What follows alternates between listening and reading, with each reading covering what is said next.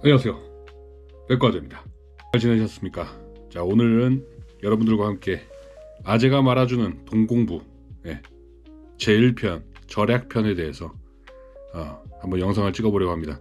때는 제가 초등학교 때였죠. 저희 집은 사실 엄청난 금수저였습니다. 아버지가 사업 4개를 했었고요, 집도 많이 있었고, 당시에 저는 금수저로 삶을 살아가는 그런 아이였습니다. 근데 초등학교 한 1학년, 2학년쯤에 큰 사건으로 인해서 가게가 완전히 무너졌습니다. 갑자기 거의 한 5, 6년 초등학교 졸업할 때까지 빚이 계속 늘어나는 그런 상황이 되어버렸습니다. 처음에 단독주택에 살다가 아파트로 이사 갔을 때 60평대까지 살아봤었고, 그러다 갑자기 반지하로 가게 됐어요. 어쨌든 그런 삶이 이어졌는데, 그때 그 돈에 대해서 너무 큰 트라우마, 어렸을 때 좀 큰 트라우마를 겪게 돼가지고 좀 돈을 아끼는 습관이 어렸을 때부터 생겼습니다. 예를 들어서 1,000원이 생겼을 때, 제가 남동생이 한 명 있는데, 똑같이 이제 부모님이 1,000원씩 주셨을 때 저는 바로 저금을 했습니다. 동생은 바로 나가서 빅파이를 사 먹고 또 사탕을 사 먹고 한 푼도 남기지 않고 사 먹는 스타일이었고요. 저는 그대로 저금통에 저장을 하고 손가락만 빨고 있는 그런 스타일이었습니다. 그냥 안 썼어요. 그냥 안 썼고, 그렇게 저금통에 돈이 모이기 시작했죠.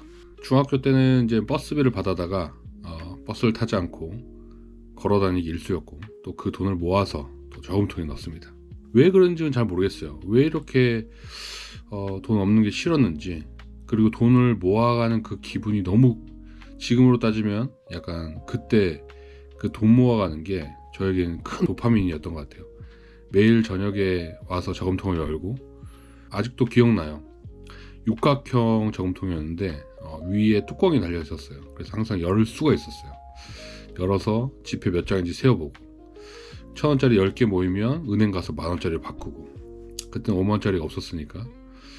아무튼 그렇게 돈을 모으는 재미로 계속 중학교 때도 그랬고, 또 가게가 좀 어렵다 보니까 거의 한 10몇 년이 어려웠던 것 같아요. 고등학교 때도 어려웠으니까, 그때도 이제 급식비가 상당히 비쌌는데 선도부를 하면은 급식을 공짜로 먹을 수가 있어요. 왜냐면 급식 먹으려고 줄 서는 애들을 이제 지도하는 거, 좀 이렇게 통제하는 거, 그걸 해주면 급식을 공짜로 먹을 수 있었습니다. 그래서 심지어 선도부는 먼저 먹을 수 있었어요. 그래서 저는 선도부를 자청했고, 그래서 급식도 공짜로 먹을 수 있었습니다.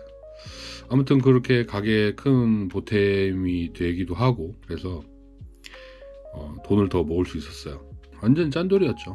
그래서 이제 중국으로 이제 군대 갔다 와서 중국으로 유학 가서 학교를 다녔는데, 그때 이제 제가 제일 좋아하는 이제 형제라면이라고, 시영티라면이라고 약간 우육면 같은 거 파는 데가 있었는데, 그때 그 라면 한 개가 2위엔이었어요. 양파였는데, 그러면 한 200~300원?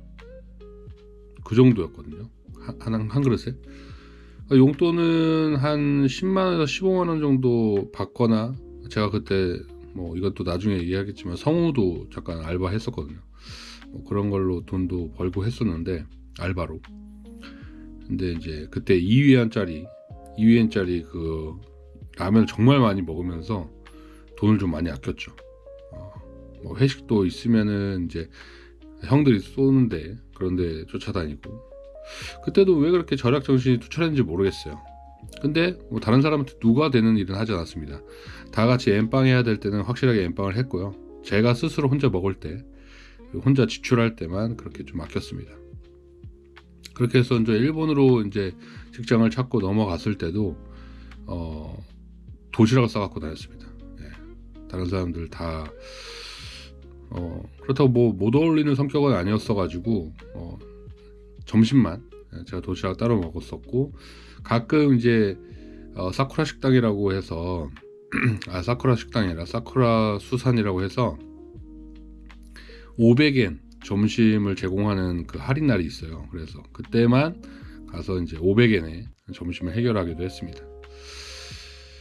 그리고 막 경마장 이런 게 있거든요. 경마장 이런 데 가서 100엔을 주면은 이제 100엔부터 이렇게 걸 수가 있어요. 재미로 주말마다 이제 룸메이트랑 가가지고 100엔 넣어가지고 1000엔 따고 500엔 따고 뭐 이렇게 해가지고 100엔샵 가가지고 아이스크림 사 먹고 막 그렇게 좀 소소한 재미를 좀 느끼면서 살았던 기억이 있습니다.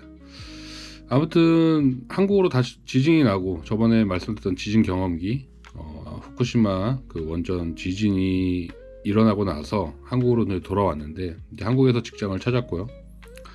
그때 하필 제가 이제 2008년도에 넘어가고 나서 2009년도에 그 리먼 사태가 터져서 미국 금융위기, 그래가지고 엔화가 갑자기 그때 1,700원인가까지 올라갔습니다. 100엔당 1,700원까지.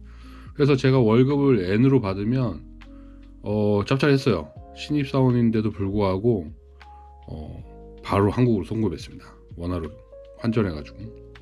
어쨌든 그렇게 또 재밌는 시기에 돈을 좀 같이 모을 수 있었고, 한국에 와서 직장을 찾고 몇 달 안 돼가지고 제가 처음으로 1억이라는 돈을 모았습니다. 정말 그날을 잊을 수가 없어요. 은행에 가서 1억 원짜리 수표를 빼다가 다른 은행에 딱 집어넣는 날이 있었거든요. 그때 그 손에 담긴 1억 원짜리 수표가 아직도 생생합니다. 그렇게 모으기까지 제가 초등학교 때부터 그 한국으로 돌아와 직장을 찾을 때까지, 그때까지 모은 게 1억 원이 됐어요. 드디어 절약한 후에 시드를 만들었죠. 그 돈 1억을 모으고 나서는 2억이 되고 3억이 되고 이런 어떤 시간이 좀 더 짧아지긴 했습니다. 확실히 1억이 모이면 그 다음 단계인 2억은 좀 더 짧아지는 것 같아요. 여러분들이 지금 어떤 상황인지는 잘 모르겠지만 부자가 되고 싶다면 뭐 제가 부자는 아닌데 좀 더 나은 길을 선택하고자 한다면, 나은 길? 말하기가 좀 조심스럽긴 한데요. 왜냐면 저랑 결이 다르신 분들은 그냥 나는 맨날 뭐 그렇게까지 절약하고 싶지 않아, 나는 그래도 좀 쓰면서 살고 싶어. 물론 너무 존중합니다. 저도 지금 그렇게 살고 있어요. 저 예전처럼 그렇게 절약하지는 않거든요. 그런데 5천만 원까지 1억까지 한번 모아보는 거, 그런 걸 한번 해보고 싶으신 분들은 좀 극단적으로 좀 모으실 필요가 있습니다. 그래야 좀 더 빨리 모을 수가 있는 것 같아요. 일단 그 1억이 모인다는 그 순간에 제가 느꼈던 감정은 뭐냐면, 이거 할 수 있는 거구나. 사람이 할 수 있는 거구나. 저한테는 되게 큰 돈이었거든요. 물론 계속해서 지금 화폐 가치가 떨어지고 있어서 좀 불안하긴 한데, 여러분들이 1억의 가치를 어떻게 느끼실지. 하지만 그때는 정말 저에겐 큰 돈이었습니다. 아무튼 그런 마음을 가지고 여러분들이 목표로 한 금액을 가지고 계신다면 절약을 꼭 처음에 실천하시는 것이 돈 공부의 시작이라고 저는 생각을 합니다.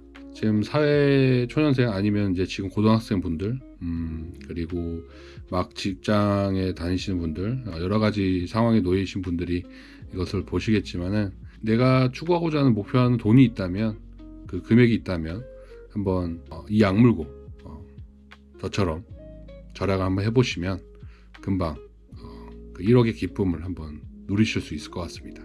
자세한 얘기, 이런 제가 지금까지 말씀드린 여러 에피소드들 가운데서 힘들었던 일도 있었고 또 기뻤던 일도 있었는데, 어쨌든 이 돈 공부의 시작은 절약부터 시작한다는 거, 그걸 말씀드리고 싶었습니다. 절약은 인생의 돈 공부의 기본입니다. 꼭 실천하시고, 궁금하신 부분들은 댓글로 남겨주시면 제가 절약에 대해서 좀 더 자세히 성심성의껏, 구독자가 5명이 됐습니다. 댓글 달아주시면 성심성의껏 답변 드리도록 하겠습니다. 전 절약이 제일 중요하다고 생각합니다. 처음엔. 자, 오늘도 기죽지 마시고 내일도 파이팅 하십시오. 백과자였습니다.